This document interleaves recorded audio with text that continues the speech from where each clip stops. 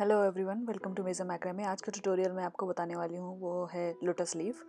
मैंने पहले भी लोटस लीफ का ट्यूटोरियल इसमें डाला हुआ है, लेकिन ये डिफरेंट डिज़ाइन है, न्यू डिज़ाइन है और मुझे तो बहुत ही अच्छी लगती है। आपको कैसी लगेगी प्लीज़ कमेंट करके बताइए।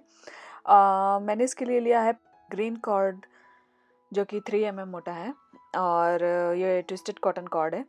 तो उसके लिए इससे मैंने क्या किया है, बंडल से पूरे 15 मैंने कॉर्ड ऑलरेडी कट कर लिए हैं जो कि 22.5 इंच लंबे हैं, या आप कहोगे 60 सेंटीमीटर लंबे हैं। तो देखिए, एक कॉर्ड को मैंने ऐसे फोल्ड कर लिया है, फिर दूसरा कॉर्ड मैं इस पे फोल्ड करके लर्क हेड नॉट यूज़ करते हुए इस पे लगा रही हूँ। ये देखिए, आप दूसरा प्रोसेस जैसे आप देख रहे हैं। तो मैं इसमें total 4 not add cord add करूँगी इस टाइप से, ये देखिए। और उसके बाद में जो लूप आपको दिख रहा है वहाँ से इस थ्रेड का एंड हम खींच लेंगे, जिससे ये एक सर्कल के रूप में हो जाएगा। तो ये आप देखते रहिए। और जब हम इसको सर्कल की तरह बनाएंगे तो इस पे हमें ये ध्यान रखना है कि बीच में होल ना रहे।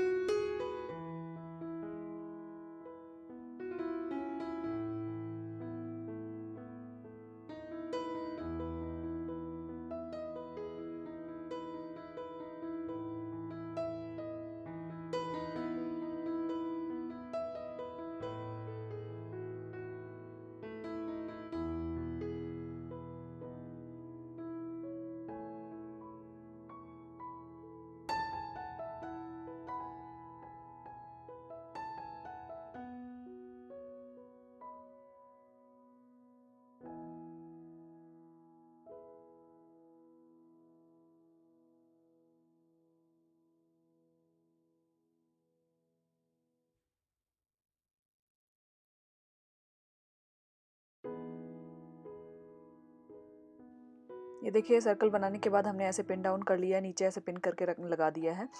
तो पिन करने के लिए मैं नीचे यूज करती हूँ कॉर्क बोर्ड, जिस पे हम पिन कर सकते हैं। पिन अंदर घुस सकती है। तो इसके बाद में मैंने एक कॉर्ड ली है 5 मीटर की, जो कि मैंने यहाँ पे ऐसे टाई कर दिया है। वो भी यहाँ पे भी मैं ऐसे डबल हीच नॉट यूज़ कर रही हूँ इसको टाई करने के लिए, क्योंकि हमें कंटिन्यूअस डबल हीच नॉट ही लगानी है इस पे। तो क्योंकि हम डबल हिच नॉट लगा रहे हैं, इसलिए हम इसको डबल हिच नॉट से टाई करने की कोशिश कर रहे हैं, जिससे हमारा ये जो स्टार्टिंग है डिफरेंट ना लगे। तो इस जो जैसे कि मैंने बताया कि हम सेम नॉट लगा रहे हैं और हमें सेम नॉट ही कंटिन्यू करनी है।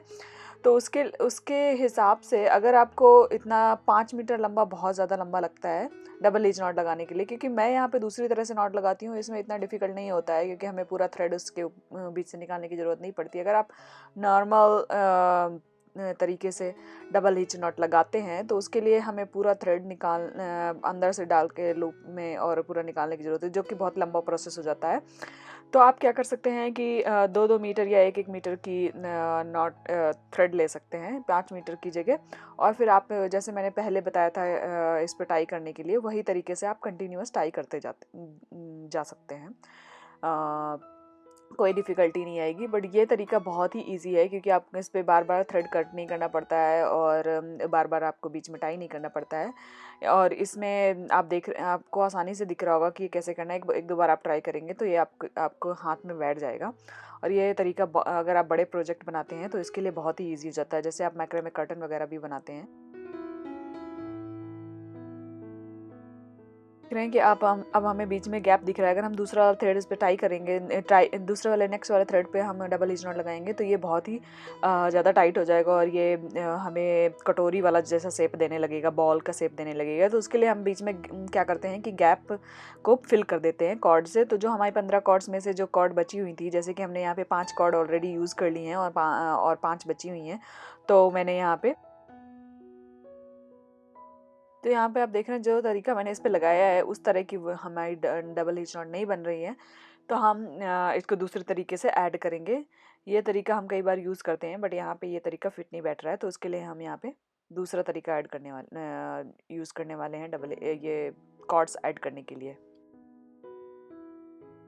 तो यहाँ पे देख रहे हैं आप कि मैं ये कॉर्ड जो ऐड करनी है उसको मैंने लिया है और एक पिन के साथ में मेन थ्रेड जिसके साथ में लगा रहे हैं उसके नीचे रख दिया है। और हम क्या करेंगे, इसके बीचों बीच जो मेन थ्रेड है वो हम इसको इसके बीचों बीच रखेंगे। तो क्या होता है कि जब आप एक साइड वाले थ्रेड पे डबल हीच नॉट लगाते हैं, फिर जो बीच वाला थ्रेड जिस पे जो ऑलरेडी जुड़ा हुआ है उस पे डबल हीच नॉट लगाते हैं, तो ये इसको एक सपोर्ट मिलता है।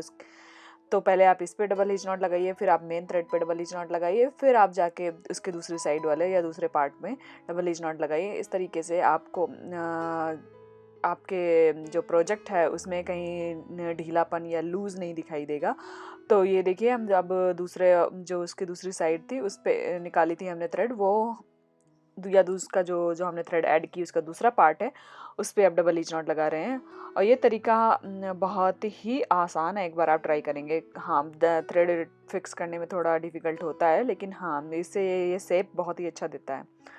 तो यही तरीके से हमें आगे भी जहाँ भी गैप दिखता है डबल हीच नॉट यूज़ करते हुए हम कॉर्ड्स ऐड करते रहेंगे। और जब हमारी 15 कॉर्ड्स फिनिश हो जाएंगी तो आगे आप देखेंगे कि क्योंकि हमारा जो ये वाले थ्रेड हैं ये भी छोटे होते जाते हैं, क्योंकि हम इस पे ऑलरेडी डबल हीच नॉट लगा चुके हैं।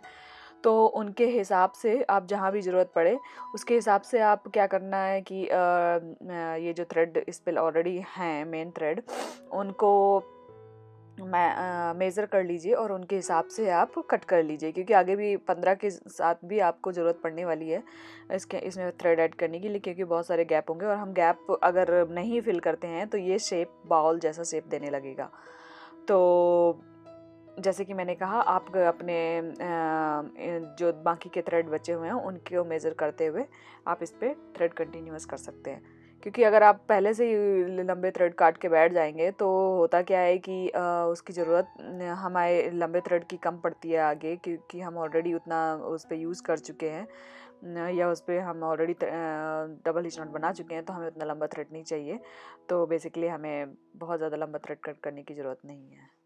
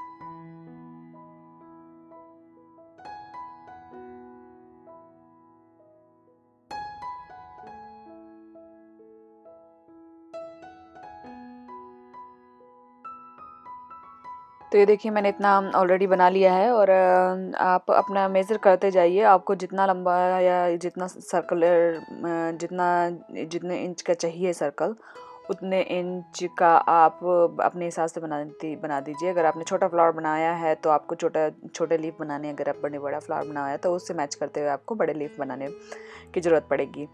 तो ये आप देख रहे हैं कि मैं अभी भी कंटिन्यूअस इस पे बना रही हूँ, तो वही तरीका अपना रहे हैं हम आगे थ्रेड ऐड करने का भी, और आगे थ्रेड क्या कहते हैं कट करने का भी, जैसे कि मैंने पहले बताया था। तो आप देख रहे हैं कि ये बाकी के बचे हुए थ्रेड छोटे हो चुके हैं, तो इसको मेजर कीजिए और इसकी लंबाई का दोगुना करके उस पर उतना लंबा आप थ्रेड काटिए और इस पर ऐड कर दीजिए।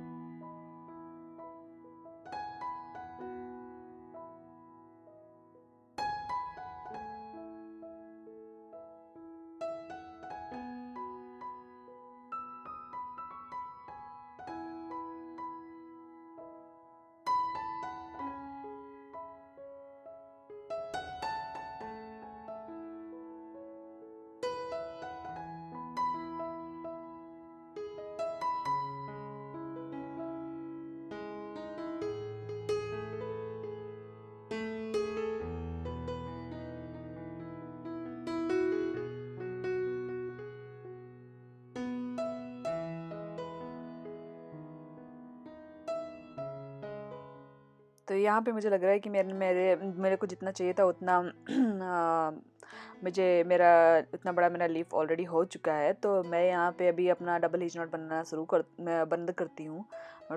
और ये देखिए 6.5 इंच का मेरा ऑलरेडी हो चुका है। तो इसकी साइड्स अब बनाना शुरू करते हैं। तो जहाँ से हमने ये देखिए मैं कट कर रही हूँ जो थ्रेड मैं ऑलरेडी 5 मीटर का इस पर यूज़ कर रही थी वो बनाने के लिए डबल हिच नॉट। तो इसको और उसके साथ में जो जिसपे मैंने बनाया था लास्ट, वो दोनों को होल्ड करके इस पर ऐसे हम फिर से डबल हिच नॉट बनाएंगे ये तरीके से। और क्योंकि हमने ऑलरेडी 2 थ्रेड लिए हुए हैं तो हम एक का कट कर देंगे और एक नेक्स्ट हम ऐड कर लेंगे वो वाला जिससे हमने नॉट बनाई है, और उसके बाद में नेक्स्ट वाले से नॉट बनाएंगे। जैसे ये प्रोसेस आपने पहले भी मेरा देखा होगा बहुत सारे प्रोजेक्ट में, और ये बहुत ही अच्छा तरीका है किसी भी प्रोजेक्ट को एंड करने का। क्योंकि अगर आपको फ्रिंजेज नहीं चाहिए जिस प्रोजेक्ट में, तो इस प्रोजेक्ट में ऑब्वियसली इसकी पत्ती की साइड में फ्रिंजेज अच्छे ही नहीं लगेंगे, वो तरीका ही नहीं है। तो इसलिए हमने वही तरीका अपनाया है और यही तरीके से आप इसको फिनिश कर दीजिए। आपको एंडिंग कैसे करनी है वो मैं आगे इसमें दिखाने वाली हूँ।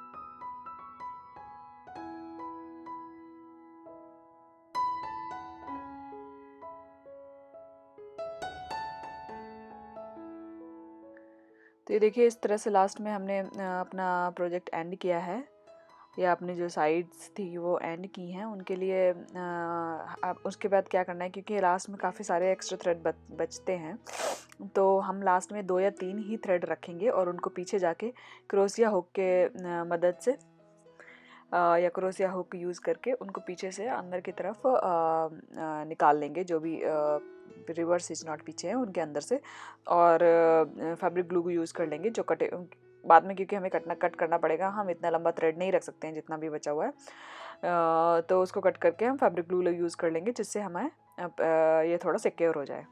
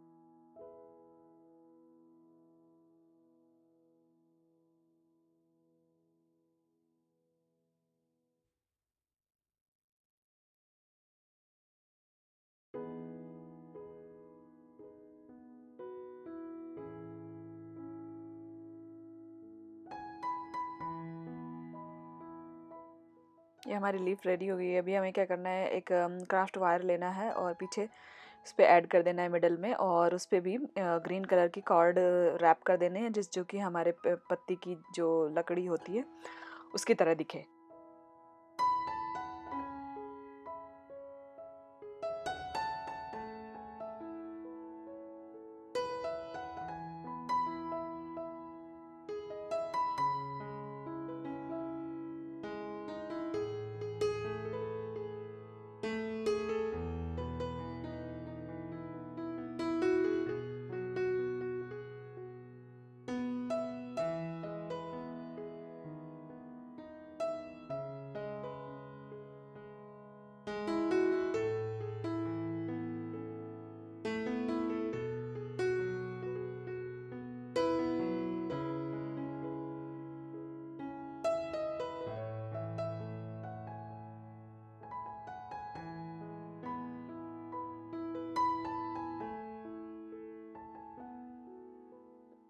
तो इस तरह से आप इस पर रैप करना शुरू कर दीजिए। और ये वायर की लंबाई मैंने इस पर नहीं बताई है, आप अपने हिसाब से रख लीजिए। अगर आप इसको वॉस में रखने वाले हैं फ्लावर्स को, तो आपकी वास की लंबाई कितनी है उसके हिसाब से आप कर लीजिए। और अगर आप इसकी वॉल हैंगिंग बनाने वाले हैं तो उसमें आपको कितना टाई करने की ज़रूरत है उसके हिसाब से आप अपनी इसकी वायर की लंबाई रख सकते हैं। Thank you for watching. I hope आपको ये डिज़ाइन पसंद आई हो और आपको बनाने में हेल्प मिले। Please like, subscribe and share with your friends. Thank you so much.